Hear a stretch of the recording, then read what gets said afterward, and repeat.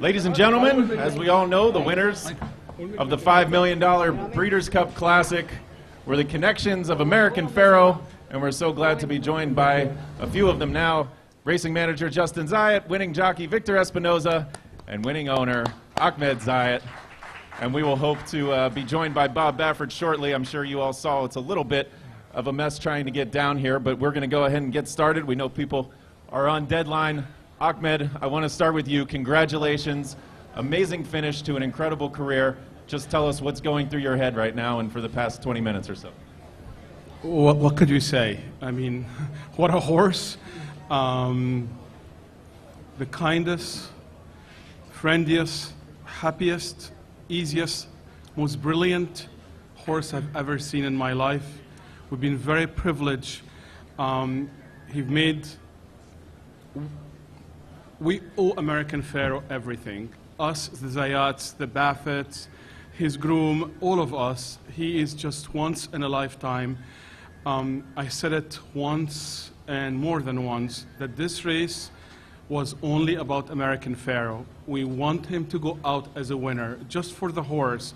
He have ran so hard and so brilliantly for a very long taxing time. I doubt that we'll ever, hopefully we will, but I will doubt we'll ever see a horse who's able to really take what he's done in terms of shipping in and out and going to 7 or 8 different tracks, doesn't care about the surface, doesn't care about where he's sitting. He just does it all. He runs with his heart. He is kind. He's brilliantly fast. He is just a different kind of animal. And he connected with people. He loved people. I knew we got it. It's so weird. I know sometimes you look in this industry and some little things just makes you be superstitious. And everybody was looking, and he literally stopped when he was and looked at me and my family. And we oh my God, I'm ready. I'm going to get it done. It was an incredible thrill. I really did not watch the final 8. I closed my eyes. I see him opening. I know it's done, and I got extremely emotional. And you know, that's emotional. Joined now by winning trainer Bob Baffert. Bob, congratulations to you, not just on this victory, but the way you've managed this horse throughout his career. Just tell us how you're feeling right now. You know what? I feel that I'm so proud of the horse, but a sense of relief that after that last race, I was really pretty down on myself. I thought he was really, doing really well enough to win that race, and he just was a little flat. But we had that extra time, got him ready, and when he's right, you saw what he can do, and it was just very emotional. But it was just, I think that this horse has brought so much to racing, and it's been a privilege to train this horse. It's been a privilege to watch him train, to watch him breeze. Everybody involved, Jimmy Barnes, Georgie, Martin Garcia, who breezes him for me. And, there's so many people involved. He gave everyone what they came to see today. I mean, that's what horse racing is about. There was some great racing. We saw some really good horses run. That's the beauty of the Breeders' Cup. It's tough. It's tough to win. You better come with a good horse, and you better be ready. And I'm just so proud of Pharoah, what he did today, just watching him turn for home. It was just it's probably the greatest, horse I'll ever be involved with. And I've had some really nice horses, but I just never seen anything like him, never trained anything like him. And I'm just so, he is a gift from God. And I'm just glad that the Pharoah, he goes out, the champ that he is, and it's going to be sad to see him go, but I think he's done enough. He's proved enough, and we're going to miss him though, aren't we, buddy? We all are, Bob.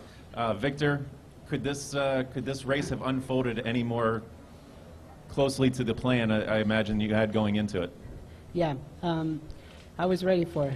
I know it's going to be the last race, and I was ready for, ride it with, like I always do. I want to bounce out of that and let it run. Let it got his really high speed like he always done it before, and I don't want to take any chance. I don't want to take a 1 inch out of him and during the race to anybody get close to me. I kind of, he's in the backside. He kind of slowed down a little bit, and I looked at the track, and I was like a little bit deep right in that pad where I was, and then I decided to move him just like maybe 1 or 2 lengths out, and as soon as I kind of moved him from that spot, he re-accelerated again. It feels like he was a little bit more light in there, and then for that I was like, wow, I was really excited, but I mean. Turning for home, I was not worried about the track. I was gone. Yep. I was trying to open it up as much as I can, and I saw the wire maybe 20 yards, and that was, for me, it was no coming fast enough because I want to cross that wire and get it over with. And American Pharoah is one of the best horses that I ever probably gonna ride. And could you feel, did he get more powerful between, say, the Travers and today? Was this in your opinion, his most powerful victory, or can you feel a difference between, say, this and the Belmont? This time it was like, all the 3 Triple Crown races, the way he was running, I was bounced out of that and just let it run. Travis is different race, completely different, but I never think about the Travers, okay? I always think about the races that I win. I never think that because it was a heartbreaking for me, and I'm sure for everybody else. I'm sure like, Baffert and Jill and Zayat say, we don't want to see these horses to get beat. But nevertheless, I think it was probably the best thing that happens to him. So he have a couple months rest, and Baffert trained him like always. I mean, unbelievable. All right, a question for Ahmed and Justin and Bob before I turn it over to the media. Where does this now, in your opinion, place American Pharoah in the annals of American racing? I think it's highly inappropriate for me to honestly comment on that. It's kind of, I'll let history place him properly. I'm not a historian. I'm extremely biased. American Pharoah have delivered everything we've asked for. He have done something that's not done in 37 years in sheer ease. If this horse have been pushed in either, in my opinion, the Preakness or the Belmont, he would have broken a track record. He is brilliantly fast, but it's not how fast, it's how easy for him things are. He's a smart horse, he's a brilliant horse, he protects himself. One final thought from me about American Pharoah's legacy. Bob and I, for weeks after the Travers, have beaten ourselves up. I, as an owner, have taken total responsibility for him losing the Travers. I have zero regret. It was the most incredible love of equine, Saratoga, 15,000 coming. Everybody got overzealous. He did too much. The horse showed us how brilliant he was. He was totally empty and ran his heart out. In defeat, he was gallant, and we did not want to let his legacy end this way. This man, my friend, my trainer, not only did a brilliant job getting a horse off a layoff to run back, to form a most brilliant performance. I am saddened that Beholden was not here because I'm a huge fan of the sport and have tremendous respect of the champion. And honestly, I wanted to beat her. It took a little bit of the race, but it didn't take a lot of American Pharoah. And we are so humbled and privileged again to have owned that horse. All right, I do want to take questions, but we've got folks trying to listen up in the press box. Lynn? Mr. Zayat, the other day you were saying that you were unsure of what comes next for Pharoah, that he is retired, but you weren't sure when he was going to the farm, or you wanted to do a legacy, and you said you'd talk about it after the race. Okay, everybody asks me what's next for American Pharoah. Obviously retirement. The question is how? A Triple Crown winner should go out in a way that is appropriate of how he was embraced by the fans and the sport. And just I'm superstitious. I did not want to discuss it with Bob or even the stud farm, Coolmore, or when is he gonna go there. And I said, after the race, we'll sit together and discuss what is the appropriate farewell send-off in order to pay tribute to such a special animal. Go in here from Tim. Bob, you talked about how nervous you were going to be before this race. Were you, and when did it go away? I got nervous when I started getting nervous about. I always get nervous like about an hour out. I just started, you know, we came from the hotel about a couple hours before the race, and we're just hanging around the office there at Keeneland, and so you know, you want everything to go right, but when I saddled him, I could tell he was full of himself, and he was behaving right, and I got to meet the Kentucky Wildcat coach, Calipari, and that was pretty exciting, and Bodie got to meet him, and he was telling me he was afraid that he didn't want to give me a bad draw. He had a lot of pressure on him. And so I told him, you know, that you gave us a great spot, and so I was just having fun with it. But I was just so worried. I just wanted to make sure that this horse ran well, not only for him, but for all the fans of racing that are watching him. There's extreme amount of pressure that we have when you have a horse like this, and so. I just wanted to make sure that he was doing well. I saw Victor in the paddock. I said, Victor, he's sharp. You're going to feel that the Pharoah today, and let's hope it goes well, breaks clean, do your thing. And when I saw him down the backside, I felt pretty good about it. He was moving really well, and I knew it was you know, from then on you know, it's racing. If it happens, it happens. Then turning for home, it was just pretty incredible to, you know, I was standing in the paddock watching the race. I wish I would have watched from the front to hear the crowd. I really didn't get to see the crowd, but I was enjoying that moment with my wife, Jill, and we're, you know, just emotional for us, you know, the journey that this horse that we've been on, and probably Bodie was probably more nervous than anybody. He was very nervous, and but I'm just glad that, you know, the Pharoah showed up. You'll probably get that big buyer you guys been looking for today, but you know, I want to thank Victor Espinoza.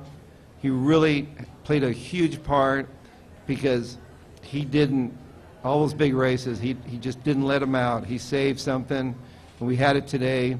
And I'm proud of my team, and it's going to be. I just hopefully, somebody will drop another horse like this in my lap, and it's going to be a tough act to follow. I'm telling you what, but we're gonna go back to work, try to find another one.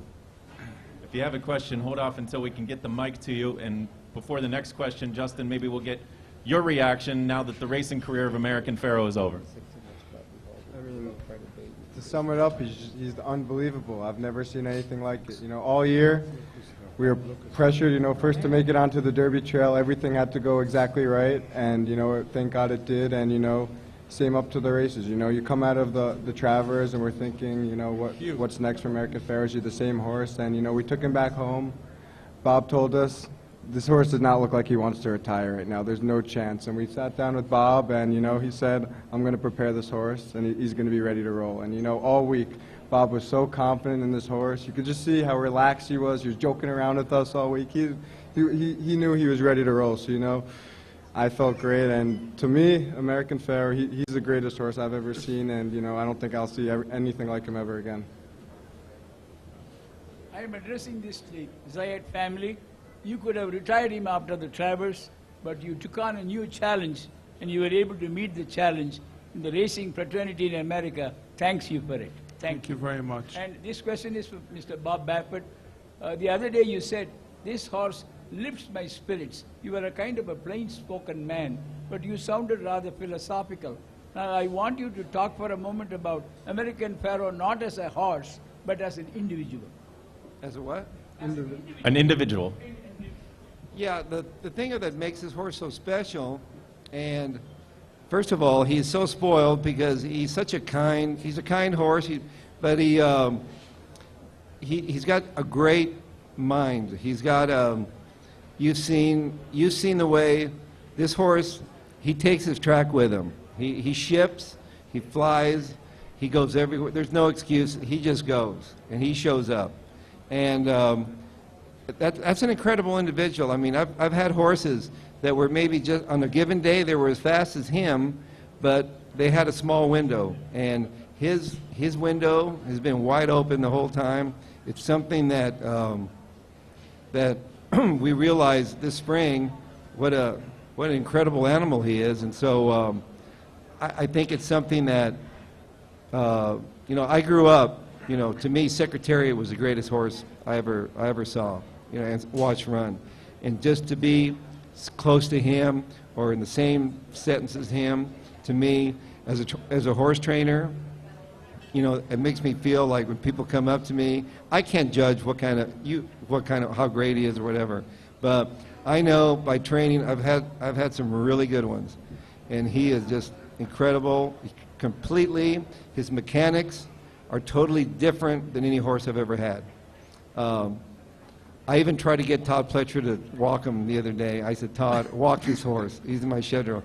And he didn't want to take the shank. I said, I don't want to walk him. I said, I want you to feel his mechanics, the way he walks really. He's fat. Even the way he walks, it's incredible mechanics that this horse has. And that's why he has brought it, other than the little bump at Saratoga, and other than that, it's my fault, and it's not his fault. It was, and if I did, I would do it again in a heartbeat, because that was the day before, that was the best day of my career, watching those fans going into Saratoga. I was so glad. I felt bad for the horse, but it was an incredible few days there, and to me, racing, we've got to, these big horses, we can't be afraid to run these horses. And I give him, he could have put him away after the Triple Crown. He could have taken a chance. We were ready for all challengers.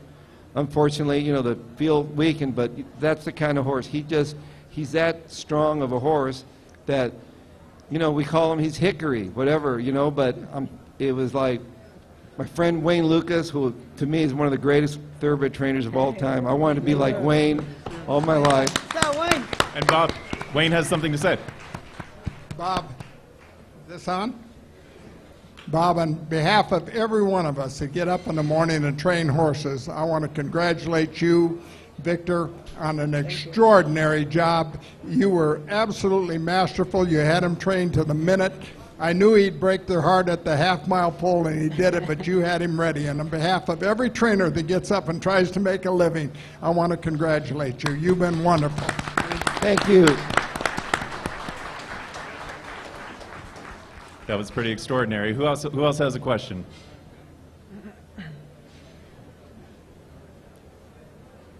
Come on, folks. Yes, yes. We haven't heard much from Justin yet, so I want to ask you, is your excitement at the same level it was at Derby? For sure. I mean, I didn't have the same reaction, but, you know, my excitement for American Pharoah never ends. I wake up every morning excited. You know, I wake up every morning, the first thing I go on is my Twitter to see who's posting the newest picture of American Pharoah, or looking at my phone to see if Bob's texting me a video, you know. So every day with American Pharoah is the biggest excitement and thrill for me. Any final questions for these guys? All right, well, yes, we do have one from the press box upstairs, and Sherry's going to relay it.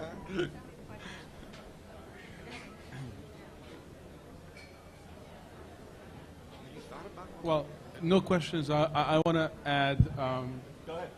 Your To manage a horse the way this horse have been managed by a masterful job by Bob Baffert, words cannot describe. It's the very little day in, day out care and love this horse received in his barn. I want first to thank Martin Garcia, a person who was totally selfishless, breezing the horse and working him out. His whole team, from Lalo, the groom, to Giorgio, to Dana, to Jim Barn, to obviously the masterful job that Victor Espinoza have given. He've ridden every time the horse with tremendous confidence. I cannot thank enough the industry and thank Keeneland.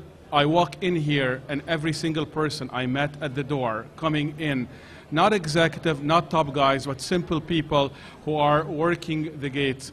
Thank you for coming to Keeneland. Thank you for coming to Keeneland. This is an incredible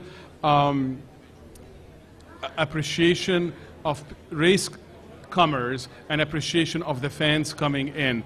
Most people did not know who I am, but people, I felt how this town have embraced and celebrated racing. I couldn't be any happier that the Breeders' Cup have come finally to Keeneland in the horse country, and what the Breeders' Cup have put on a show. I'm very thankful for this experience, but I'm very happy for the sport, for enjoying a star like American Pharoah, going up on a high note, and I wish if I could have kept him another year to race, it would have been the icing on the cake. But the reality of the business does not allow us to do that. Maybe in the future we'll be looking for something like that. Okay, last question from the press box. Bob, they did want to know if American Pharoah will come out of the barn tomorrow morning. Will he leave the barn, and where can we find you in the morning, if possible? I'm going to be charging like $100 to come see him. I'm gonna milk this for all I can, and he'll be here. We'll be at the barn, and I don't know. We're just going to be hanging out there, and we'll probably bring him out probably around. Probably like 8, 9 o'clock, you know, whatever. I don't want to really. I haven't even thought about it right now. We were so focused on the race, but I'll tweet it. Also, Keeneland, it's a really good place to buy a horse too. That will be happening as well. And with that, I'd like to turn it over to Barry Weisbord for a toast. If I could, is this on? Hi. If I could just have your attention for one more moment. I know everybody's doing a lot of work, but I have the honor of the last piece of business of the day, which is the Breeders' Cup. For all of our winners, we have a toast area, which is generally a bit more organized than this. So I have some champagne people to pass out to the connections. If the connections could all make themselves known. Jill, up here. This is a very large group.